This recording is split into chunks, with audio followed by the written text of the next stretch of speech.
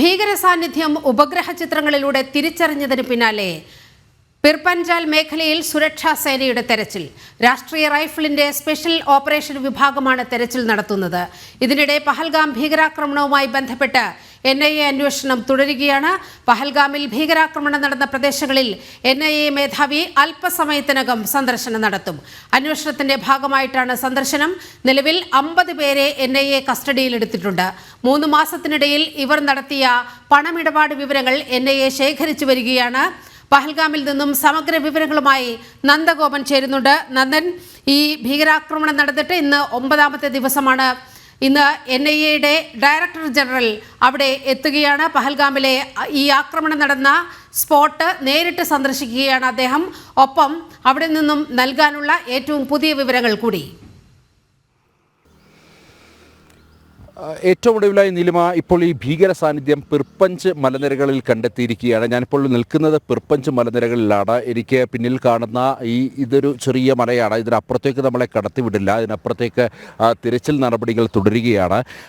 ഈ ഒരു ഉപഗ്രഹ ദൃശ്യങ്ങളിലൂടെയാണ് ഈ പ്രധാനമായി ഈ പിർപഞ്ച് മലനിരകളിൽ ഈ ഭീകര സാന്നിധ്യമുണ്ട് എന്നുള്ളത് തിരിച്ചറിഞ്ഞിട്ടുള്ളത്. എന്നാൽ ഈ ഭീകരർ അവർ തന്നെയാണ് ബൈസരൻ വാലിയിൽ അക്രമം നടത്തിയ ഭീകരവാദികളെന്ന് കണ്ടെത്താൻ അല്ലെങ്കിൽ അത്തരം സ്ഥിരീകരിക്കുവാൻ ഇതുവരെയായിട്ടും ആയിട്ടില്ല എന്നുള്ളതാണ് യാഥാർത്ഥ്യം.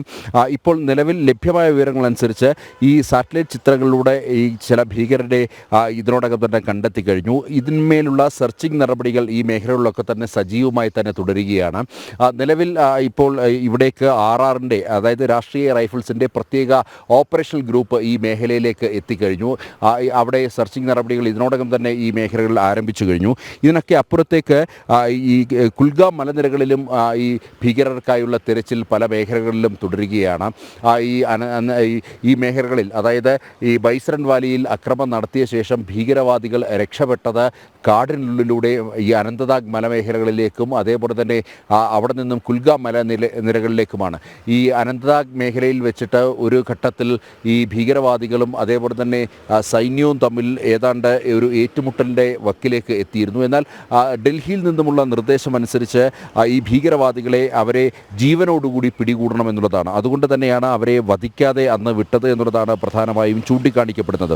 ഏതായാലും ഇപ്പോൾ ഈ പിർപഞ്ച് മലമേഖലകളിലടക്കം തിരച്ചിൽ നടക്കുകയാണ്. അതേപോലെ തന്നെ പഹൽഗാമിൽ ഇപ്പോൾ NIA ഡയറക്ടർ അവിടേക്ക് എത്തിയിട്ടുണ്ട്. അവർ ഈ മേഖലയിൽ കൂടുതൽ തെളിവെടുപ്പ് അടക്കം നടത്തുകയാണ് എന്നുള്ളതാണ് പ്രധാനമായും ലഭ്യമാകുന്ന വിവരങ്ങൾ. ഇതിനോടകം തന്നെ പലതവണ ഈ പഹൽഗാമിലെ ബൈസരൻ വാലിയിൽ നടന്ന അക്രമം അത് പുനരാവിഷ്കരിച്ചു കഴിഞ്ഞു. മാത്രമല്ല ഡിജിറ്റൽ തെളിവുകളടക്കം ഇതിനോടകം തന്നെ ശേഖരിച്ചു കഴിഞ്ഞു. അതിനൊക്കെ അപ്പുറത്തേക്ക് കൂടുതൽ ദൃശ്യങ്ങൾ പരിശോധിച്ച് വരികയാണ്. ദൃശ്യങ്ങൾ അതായത് ഇപ്പോൾ ഈ അക്രമത്തിന് ശേഷം പലരും അവിടെ ഉണ്ടായിരുന്ന സഞ്ചാരികളെടുത്ത പല ദൃശ്യങ്ങളുമുണ്ട്. അതുമാത്രമല്ല സാമൂഹ്യ മാധ്യമങ്ങളിൽ ഇപ്പോൾ കൂടുതൽ ദൃശ്യങ്ങൾ എത്തുന്നുണ്ട്.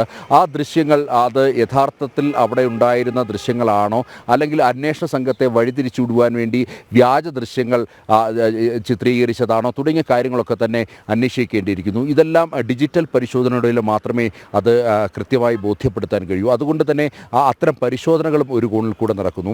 ഏതായാലും ഇതുമായി ബന്ധപ്പെട്ട നിലവിൽ ഇപ്പോൾ 53 പേർ കസ്റ്റഡിയിലുണ്ട്.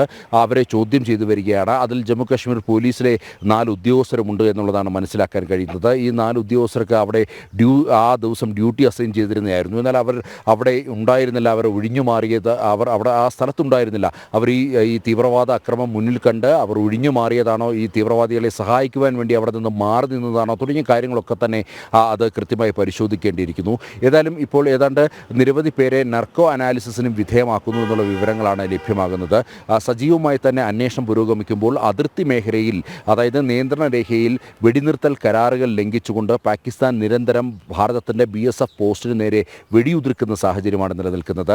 ഭാരതം ശക്തമായി തന്നെ മറുപടി നൽകുന്നുണ്ട്. ഇന്നലെ ഉറി അതേപോലെ തന്നെ നിരവധി സെക്ടറുകളിൽ ഇന്നലെ ഇത്തരം രാത്രിയിൽ വെടിവെപ്പുണ്ടാകുന്ന ഒരു സാഹചര്യം ഉണ്ടായിരുന്നു. മാത്രമല്ല ഭാരതത്തിൻ്റെ സൈനിക ഓപ്പറേഷണൽ മേധാവി ഇത് സംബന്ധിച്ച കൃത്യമായ താക്കീത് പാകിസ്ഥാൻ സൈന്യത്തിന് നൽകിയിട്ടുണ്ട്. ഭാരതം കൃത്യമായ പ്രത്യാക്രമണം നടത്തുമെന്നുള്ളതാണ്. കൃത്യമായി ഈ വിഷയത്തെ ഭാരതം അവലംബിച്ചിട്ടുണ്ട്. ശക്തമായ മറുപടി നൽകും ഈ കരാർ ലംഘിക്കുന്ന പക്ഷം എന്നുള്ളതാണ് പ്രധാനമായും ചൂണ്ടിക്കാണിക്കപ്പെടുന്നത്. ഏതായാലും അന്വേഷണം കൃത്യമായി പുരോഗമിക്കുന്നു എന്നുള്ളത് NIA വൃത്തങ്ങളും വ്യക്തമാക്കുന്നു. നീലിമ, അതിശക്തമായി തിരിച്ചടിക്കുമെന്നാണ് ഭാരതം വളരെ കൃത്യമായ മുന്നറിയിപ്പ് പാകിസ്ഥാന് നൽകിയിരിക്കുന്നത്. നന്ദനാണ് അവിടെ നിന്നും സമഗ്രമായ വിവരങ്ങൾ പങ്കുവച്ചത്.